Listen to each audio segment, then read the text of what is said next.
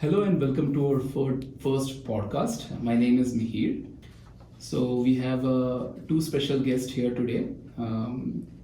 First guest we have today is Mélissa Deschênes.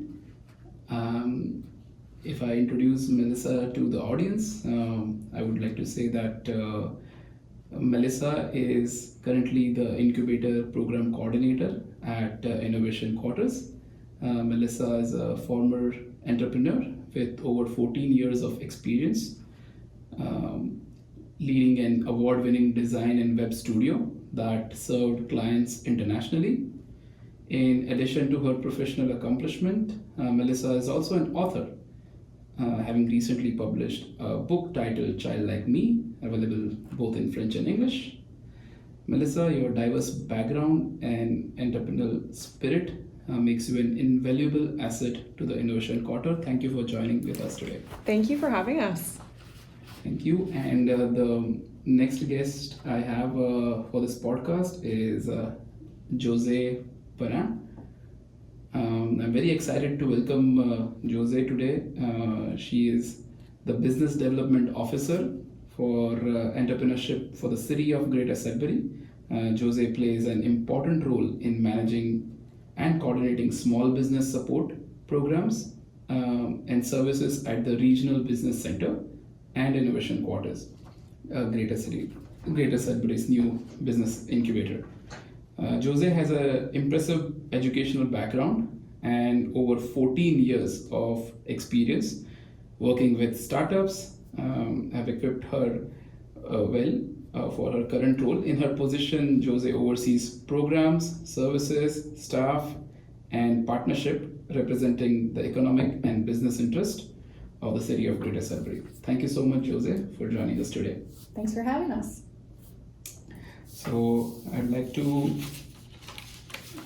start with the set of questions that I have for you guys. And in the beginning, I would like to use this space on your own, and just if you could introduce yourself to the audience and tell us how your journey began with the Innovation Quarter, what motivated you in your current role, and how it all started. So maybe Josée, would you like to start? Sure, thanks. So I'll start with a little bit of background. So I have a degree in computer systems technology. So I actually started in college with that, and through a school project is actually where I launched a business and learned about marketing through that program. And it kind of sparked a passion that I didn't know existed. I'd never been exposed to business, never learned about it in school and high school. So I decided to then pursue my education further at Laurentian University to learn about business in the commerce program. And I loved everything about it. So I was really lucky that right out of graduation, I got an internship at the Regional Business Center within economic development. And again, learned right away that this is exactly where I need to be. Mm-hmm. I love everything about small business. And every day I get to take what I learned in school, whether it be about marketing, accounting, HR, and I get to share that knowledge with entrepreneurs who are just getting started to help them on their journey. So I've been doing that for the past 14, 15 years now. And I work with entrepreneurs very closely. I coordinate the programs that the center offers. And then I was really excited that through my role as a business development officer, I was offered the opportunity to lead the creation of the Innovation Quarters and the new downtown business incubator. So we've been working at this for a couple of years. Many people involved in supporting the program and getting it off the ground. And we got it launched. The space was ready in 2022. And then worked to recruit some participants of our first program cohort, brought Mélissa on board. So all exciting, steps forward to move that project forward. Wow, great. So post-COVID, this started. Yes. And gave opportunity to a lot of startups in the city. Yeah, and for those of you who are watching this podcast, this boardroom that we're sitting in is part of the Innovation Quarters. Yeah. Absolutely. So, and like Mélissa, would you like to say something about yourself and your journey and Innovation Quarter? Well, you did a great job introducing me, Mihir. But yeah, I think with my experience, as a business owner, having done it for 14 years, it's funny how our timelines kind of align. I do feel like my position, with that experience, has really helped me be able to support new businesses through the program, and like going back to the business I did have. I did happen to, go on maternity leave, have children, and running a business is, a full-time thing, right? A lot of, women who are in the entrepreneurial space, and not just women, like any family that's looking to start, a family and have children, it could be so incredibly difficult to do that as an entrepreneur, right? Your business never stops, technically, and there's not much support out there for women that are on maternity leave. So with that being said, I sold my part of the business and happened to see an ad on LinkedIn posted by Josée about looking for someone to coordinate the program, and I thought to myself, like, this is a really great new chapter for me, and I'm really happy I applied because, funny story, but 14 years ago when I was starting my business, I went to the regional business center where Josée was working, and she helped me and my business partners at the time register a business. So, Wow. We've come full circle. Circle of life. A circle of life, circle of business life. Yeah. Business life, yeah, that's a good term. Mm-hmm. So you guys have known each other since over a decade. Yes. Say. Yeah. Mm-hmm. Yeah, that's great. I am recording this first podcast with them because I have been in touch with Josée and Mélissa since last year. So I was part of a company which was incubated in Innovation Quarter for the second cohort, I believe, and that's where I got an opportunity to use the space. We received really great mentorship from here and got to learn a lot from Innovation Quarter. And well, thank you so much. That was really great. And now I would like to discuss something about and is it okay if I might not go in order? Okay, so you mentioned that in innovation. You mentioned about Innovation Quarter. Would you be able to maybe tell the audience more about what kind of startups that you have been getting at Innovation Quarter and what kind of support you were able to provide to some of the startups? We know that it hasn't been a very long time since Innovation Quarter is there. It's just since 2022, and you're going to get your third cohort. But so far, like, how was the journey, and what did you see that you would like to highlight? Yeah, I can start. So yes, we are a fairly new incubator. Although we launched in 2022, our first cohort was welcomed in 2023, and we're just bringing on our third cohort right now. But we have seen success in it. So the first two cohorts, we onboarded 19 companies, bringing on 10 more for this third cohort, which is really exciting.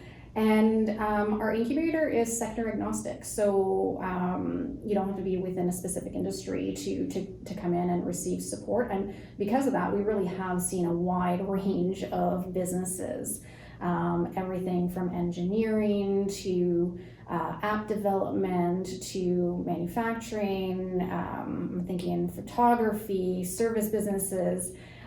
So we've developed a program that is fairly general, but provides the basic knowledge for entrepreneurs to then propel themselves forward and meet with mentors to then dive deeper into those specific topics that they might need personally in their journey. But it's great, and I think as we move forward, we'll see more and more companies coming into the program. And tailoring it based on what we're seeing in terms of the trends of companies that are looking for that support. For this particular cohort, I think it's really exciting that we're seeing a balance of tech/non-tech companies with some pretty exciting endeavors. So, do you want to add something here, Mélissa? Sure. Yeah, the program is 6 months long, and we work closely with innovative businesses. So a company that might approach us with a business idea, and perhaps it might not be innovative enough. Sometimes we'll brainstorm ideas on how potentially it could be innovative, so they could qualify.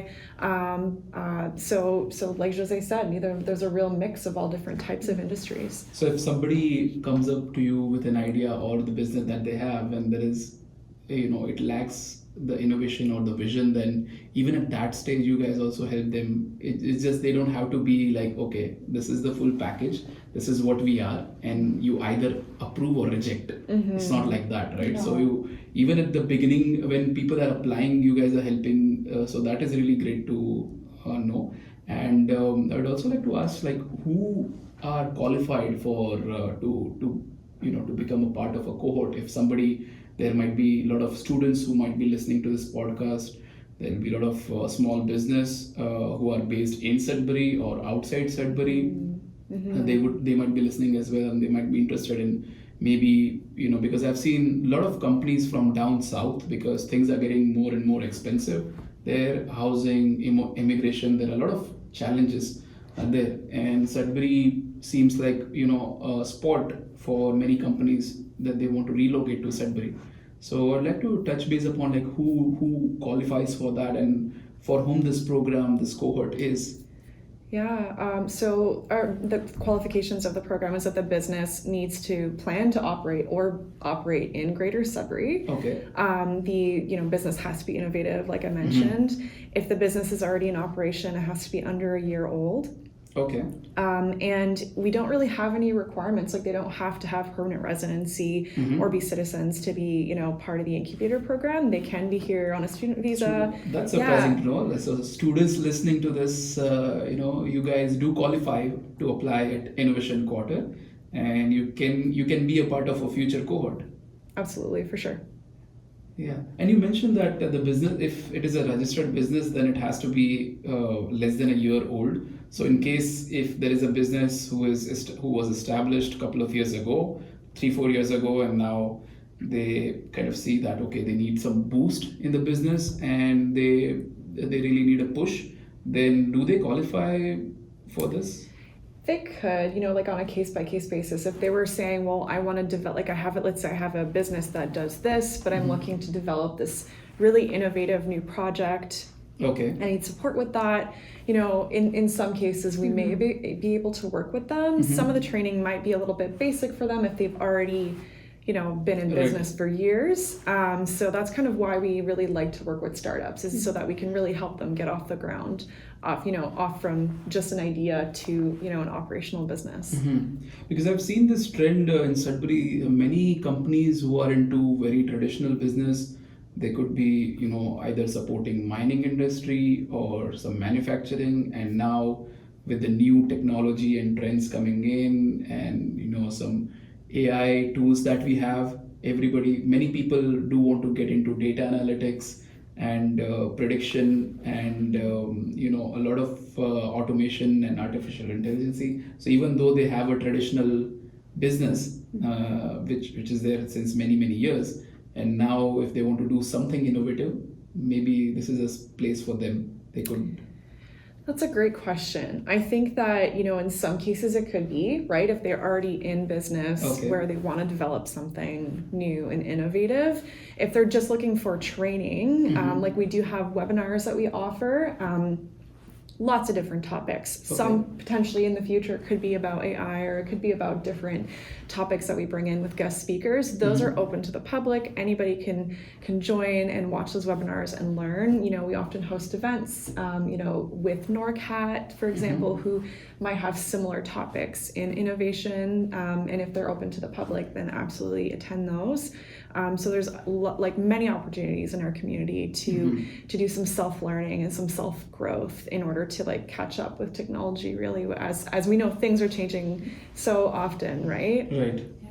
And then if I could add, I think the Innovation Quarters has its place in the support ecosystem. There are other resources, and we're very well connected with what those resources are. So although a company might come to us and not quite meet the qualifications to enter into the program, we are aware of other resources. So if they're too far in advance, we might refer them to NORCAT as an example, who may want to deal with a company who is scaling versus building from the ground up. Same with if it's a business just looking for regular business support, not necessarily looking for innovative support, then the regional business center, we would push them towards I call it our sister program through the regional business center. So it's not always like a no, you don't qualify. We're here to support and guide you to other resources in the community, and there are some fantastic resources in the community for people to go to. Good to know. During this discussion, you mentioned about some webinars and events as well. So that is really good to know that there are some events and some webinar which is available for the public. I would like to ask. So it's a good thing that Innovation Quarter offers that. But I would like to ask you guys: is there any events or conferences that happens around the year which you personally love to attend, and or maybe if you would like to recommend that to our student, any audience? It could be some students, some new workers who recently immigrated in Canada. They already have skills or business or some small business. Maybe Josée, if you could maybe share some of the events and conferences that you love to attend and you would like to recommend to other people.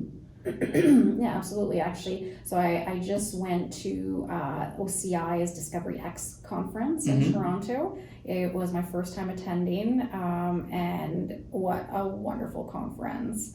I had some great conversations with potential key partners. Some startups were walking around. And I think anybody who is interested in getting into the innovation sector, really good idea to go and hit the floor and see what's going on and the different types of supports that are available to them. I had really productive conversations with many people, and the people who joined me all had the same great things to say. We brought actually a couple of members of our current cohort, and they were just as excited about the conversations that they were having. I think it's just a great way to keep up with what's happening in the sector. And find out, what others might be up to, what kind of collaboration opportunities there might be. Somebody walked up to me and said, "Oh, I'm a programmer. I'm looking for work," and we know the local companies that are looking for those types of programmers. So we're able to make those connections. I don't know what happened of it, but those are the types of opportunities that end up, being brought forward at some of those things. So if you're a student, absolutely go. A new startup, absolutely go. And then very similarly, in June, I'm heading to the Collision Conference, which is North America's largest tech conference, taking place over 4 days. So that one too, lots of learning to happen. So you can pick a stream based on where you're at in your business and attend certain master classes and different key topics with keynote speakers, and then kind of walk around. I enjoy walking around and talking to just about every startup that is there, learning about them. Letting them know the resources that are available in Sudbury to support them. But that's just two that I could think of in so that's the innovation. Discovery X and Collision Tech. Okay, and this happens. So it happens in Toronto. Yes. And probably annually. Annually. As of late has been in Toronto for Collision. I think there might be some discussions of where it might be moving to in future years. But then Discovery has just come back after a slight break from COVID. So it's the first one in quite a few years. But it has been happening in Toronto. Okay, yeah, that's great. Mélissa, do you have any recommendation or some events or some conferences that you have attended? Yes, I mean on a local scale, any event held hosted by the Chamber of Commerce has been really excellent. You know, they have events where there's more networking, and then events like the one that just happened yesterday, the Bell Business Excellence Awards, which, you know, features and, you know, we praise local businesses for all the accomplishments that they have done. So it's a really exciting event and a chance to network locally. You know, other events that are held by like post-secondary, you know, institutions, some of their events where, you know, they bring in speakers on different topics, or whether it's featuring, you know, programming like DevFest, which I know you were a speaker at, you know, yourself. So a lot of these events, I think that they're just strengthening our community, giving us a chance to meet and connect with people. Speaking of which, you know, meeting people at DevFest and then later have them apply for the program, like these are really great opportunities to meet and connect.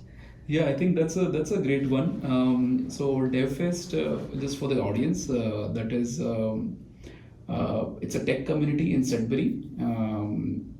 Students from Laurentian University and Cambridge College, they have built this community where basically it's a group of programmers, but they do host many events where for networking or for coding. They recently had an event called Build with AI, where participants were expected to build something with the help of AI APIs that are available, and they were this event happened at Laurentian. There were 23 participants, and it was an amazing event.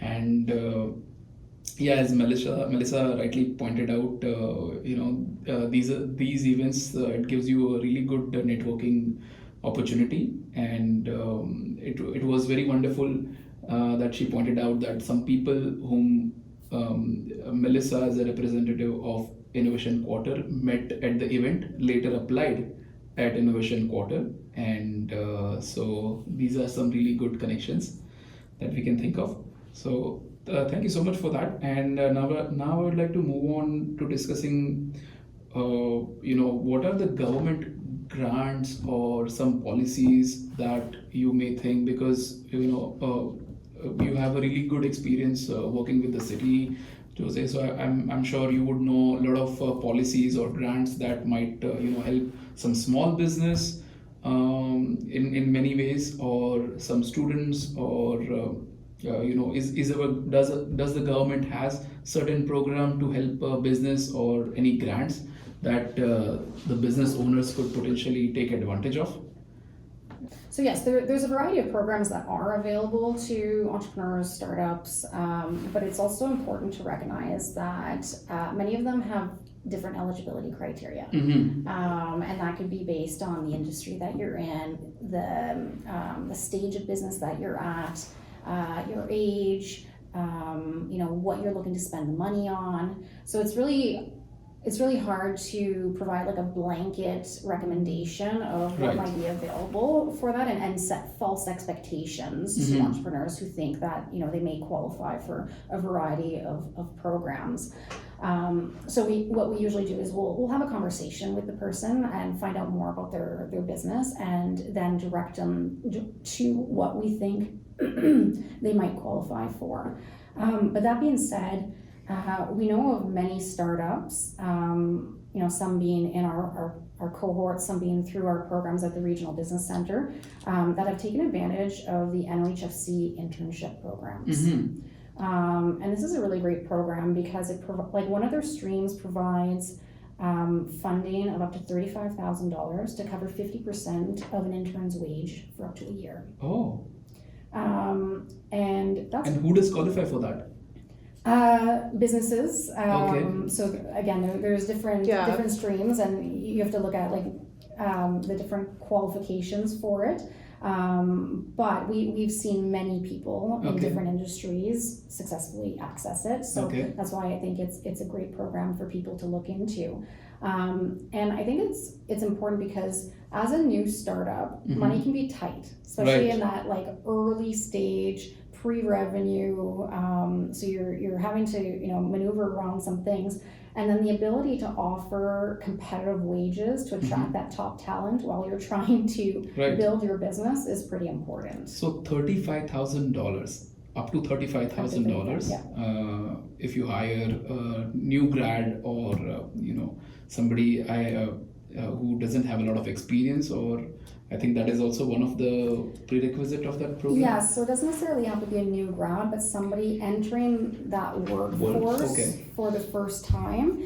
So it could be somebody transitioning to a second career, that sort of thing. But it's essentially that first time experience in that industry. Okay. And we have some pretty talented people coming out of the post-secondaries, or just coming out of businesses, moving on to different things. So. Yeah, it's a really wonderful, program. Like, my business has had the opportunity to receive the NOHFC internship fund several times. I'd say maybe even 5 times in total. So it's not that hard to apply for. For those of you who aren't sure about the acronym, it's the Northern Ontario Heritage Fund. Thank you. Bad habit of mine. Bad habit. And they do have a few different streams. There's an innovation stream.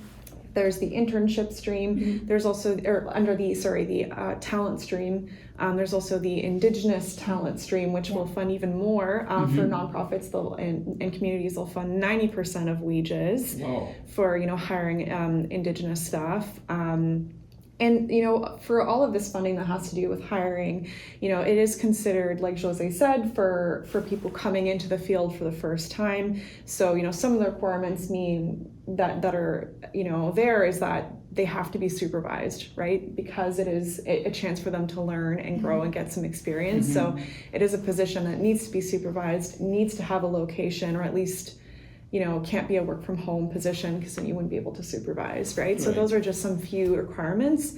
We, in the past, have had, people who have received that funding who have been able to work at the innovation quarters, because this is a space that is approved by the Northern Ontario Heritage Fund in order to work with, somebody that's hired through that program. Wow.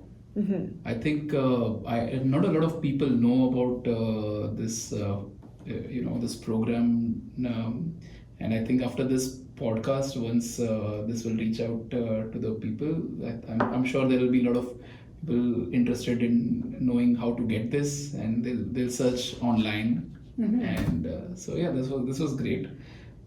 Other than that, do you see any, so this one was a big, is there any other grants or any government support program like that supports the business? Maybe it could be, so Innovation Quarter is really great place where people, if they get approved, they can get to use this space for 6 months, I believe. But other than that, does provincial government or federal government or even the city level, is there any other programs or grants that you might want to talk about? Starter Company Plus? Yeah, I was going to say Summer Company? that was next on my list. So 2 programs that we deliver through the Regional Business Center, and these are actually available across the province through the Small Business Enterprise Centers. So you can reach out to wherever your nearest location is to see what they're doing for the program. But Starter Company Plus is a grant of up to $5,000 for an entrepreneur to start, grow, or buy an existing business. And we provide them with business training, some coaching, and then through that process they write a business plan where they then pitch their business proposition to a grant committee for that opportunity of $5,000. And we've been running that program since 2017, very successful. People that make their way through the program seem to really enjoy it, recommend it to other people. So that one is for full-time businesses. And then a very similar one that we run is Summer Company. However, this one is for students. Right. It is one of my favorite programs. Permanent resident and citizen. Yes. So the provincial guidelines indicate that you need to be a permanent resident or Canadian citizen, and for both those programs, Starter Company Plus and Summer Company.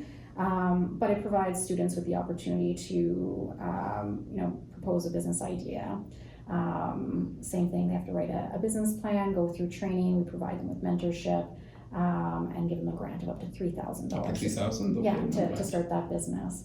And it's been great to see the companies come through either of those programs. Like, I think of Summer Company, where we have a 15-year-old who started a part-time business here. And actually, we have a couple of examples like this where they have continued their business and have made it into their full-time career after graduation. Wow. And become serial entrepreneurs from that one experience in entrepreneurship when they were 15. So those are the types of things that get me really excited about what we do and how we deliver the programs.